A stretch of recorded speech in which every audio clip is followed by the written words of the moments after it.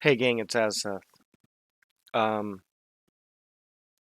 I just dropped my girls off and I'm gonna try to do some videos today, but I got a lot of other stuff to do. This is gonna be a very short video kind of in regards to the video you see up above about how I had to tell my kids about Black Lives Matter. um, and I thought it was funny. You can see this dumb woman right here was making a comment, an ignorant comment. I wish I could have got to read it and respond, but it won't post. I don't know if she deleted it or if she said something that got itself deleted. I'm kind of upset. I like comments. I like engaging with people, again, because I'm a confrontationalist and a provocateur, but not a rude person. I just enjoy asking these people what they missed in the video, how you can watch a video for 4 minutes and not gather any information of what that person just said. Oh, because you probably didn't watch the video, you read the title. Now, I had a talk with my daughters about Black Lives Matter as I made this video. After that, I pulled my daughters aside and I just said, again, my daughter is 9. She turns 10 this month, and my other is 8. And I told them, I want you to understand something, girls. That man is a victim who, and specifically, I was talking about the man in whatever violent rioting city it was where Black Lives Matter protesters ambushed an innocent, now who I know is black man. Not that his skin color is relevant, but Black Lives Matter are now affecting black lives negatively. So we're talking about that video, and I explained to them, I was like, I kind of pulled them back, and I was like, I want you girls to understand something. If you were that girl that survived, what do you think would happen the moment you got out of that hospital? The moment you woke up and were better? And they said, we'd ought to be in trouble. I said, no, I am going to take you, and you would go to that man and apologize. I don't care if you're in a wheelchair, crutches, or a neck brace, or a halo, and you would apologize to that man for ruining his life. I would apologize to that man for failing to raise my daughter to the point that it ruined that man's life. These are the kind of conversations we have to have with our kids about being responsible, making decisions, not Black Lives Matter, and if you don't believe it, or you're a racist, and that's it. There's nuance and grays and things like this. And, some people have said before in the past, you hate your daughters because you hate feminism. It's like, I don't hate feminism. I just think it's a backwards policy and ruins more than it helps.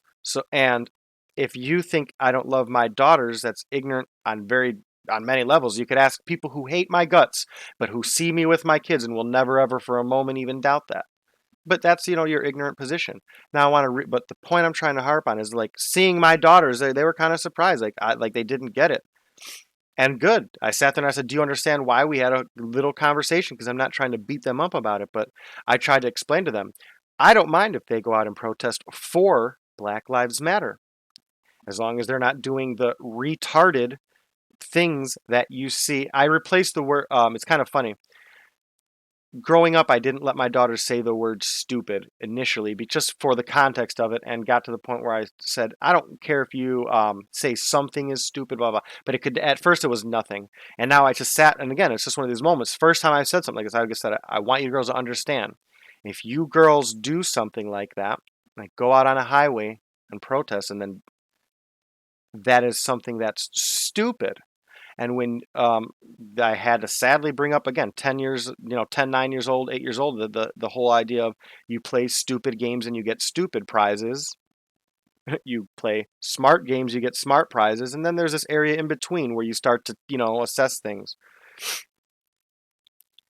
But I sat there and I said it one more time. The last thing I said is, I hope you girls understand that I love you and care about you. And the moment you do something like that, I still love you and care about you, and you are wrong.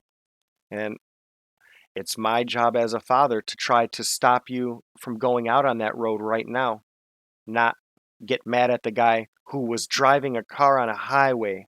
That's what he was doing. That's what again, that there's so much tragedy going on in this. I don't know.